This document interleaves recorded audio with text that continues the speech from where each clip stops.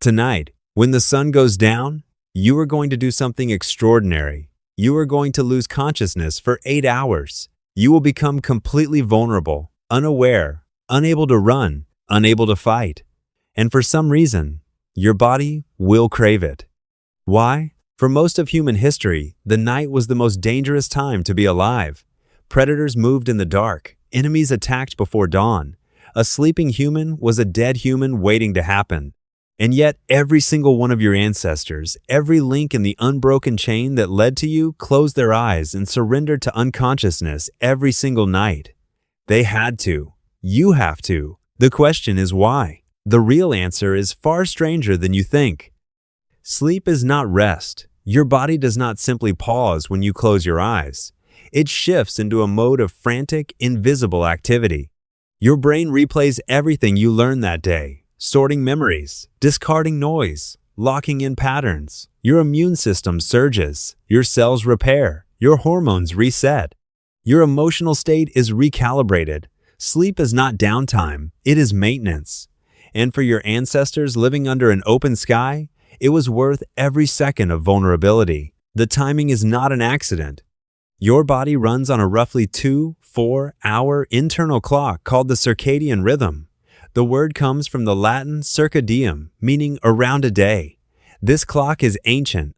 It predates humanity by hundreds of millions of years. Even single-celled organisms have versions of it. Your circadian rhythm is so fundamental to life that in 2017, researchers Jeffrey Hall, Michael Rosbash, and Michael Young won the Nobel Prize in Physiology for unraveling exactly how it works at the molecular level. Their discoveries showed that your cells contain feedback loops, proteins that rise and fall in a precise self-regulating cycle tied to light and darkness.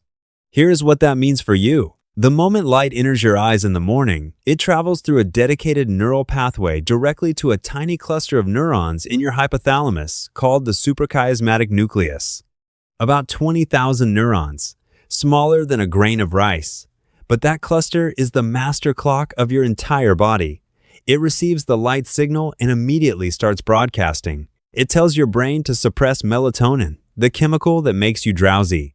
It triggers a rise in cortisol, not the stress hormone you know from panic and pressure, but the waking version, alert, focused, ready.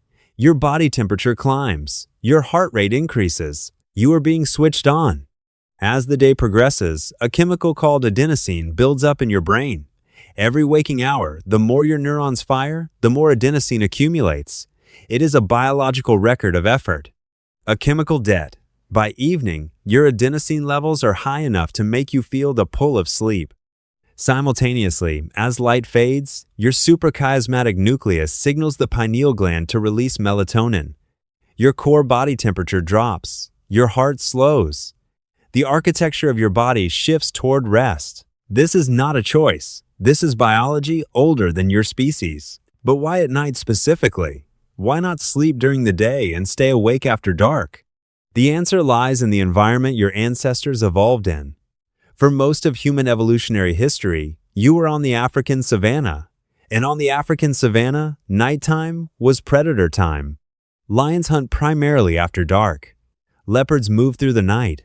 Most large predators that threatened early humans were crepuscular or nocturnal, active at dusk and in darkness. Daytime was relatively safer. You could see threats coming. You could organize. You could run. Anthropologist David Sampson of the University of Toronto has studied sleep across hunter-gatherer populations and found something striking. Modern humans sleep less and more efficiently than any other primate. Chimpanzees and gorillas sleep up to 12 hours. You average about 7. And despite sleeping less, you spend far more time in REM sleep, the deep, dreaming phase where your brain does its most intensive processing. Sampson argues that early humans essentially compressed their sleep to reduce the window of vulnerability, but maximize the quality of that sleep to preserve every cognitive benefit. You inherited that compressed, efficient sleep, and it was tuned to the night. Here is the counterintuitive part. You are not built for one long, uninterrupted block of sleep. Historian Roger Eckhart spent 16 years researching historical sleep patterns and published his findings in a landmark 2001 paper in the American Historical Review. He discovered that before the Industrial Revolution, before artificial light rewrote the rules, humans almost universally slept in two separate periods. A first, sleep after dark, a natural waking period of 1 to 2 hours in the middle of the night. Then a second sleep before dawn. People used that waking window to pray, to think, to talk to a spouse, to have sex, to simply lie quietly in the dark. This was normal. It was expected. It had a name, the watch or the wakeful hour. When gaslighting and then electric lighting arrived in the 19th century, it compressed this natural two-phase pattern into the 8-hour block you now think of as standard. The middle of the night awakening did not disappear. It just became a disorder. If you wake in the night and cannot fall back to sleep, part of what you may be experiencing is not a malfunction. It may be your ancient architecture asserting itself. Sleep researcher Matthew Walker at the University of California, Berkeley, has spent years documenting what happens when you fight this system. A single night of poor sleep reduces your ability to form new memories by 40%. Your immune system drops its production of natural killer cells, the cells that fight infection and suppress tumor growth, by 70% after one night of 4 hours of sleep. Chronic sleep deprivation is linked to elevated rates of Alzheimer's, cardiovascular disease, obesity, and depression. The mechanisms are direct. The link is not correlation. It is biology. Your brain during sleep runs a cleaning cycle, literally.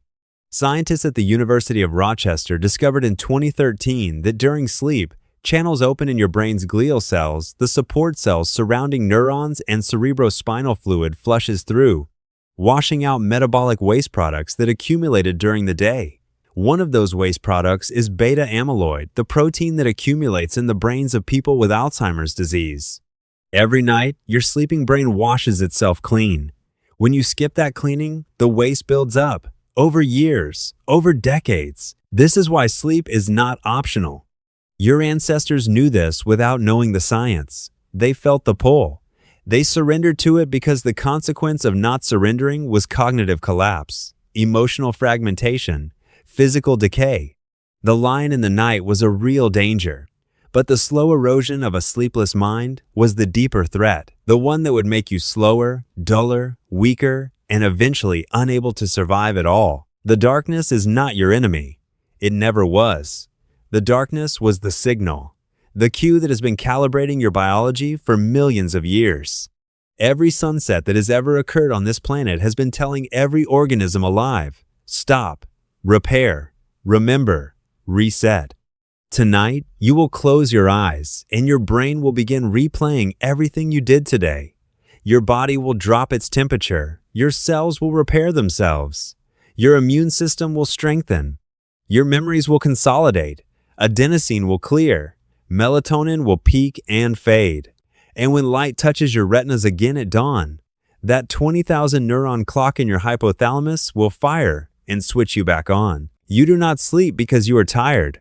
You sleep because somewhere in the ancient circuitry wired into every cell you have, your body still knows what the night is for. If you enjoyed this video, it would mean the world if you gave it a like, shared it with a friend, and hit that subscribe button for more content just like this. We've got so much more interesting stuff on the way, and I'd love to have you along for the ride. Thanks for watching, and I'll see you in the next video.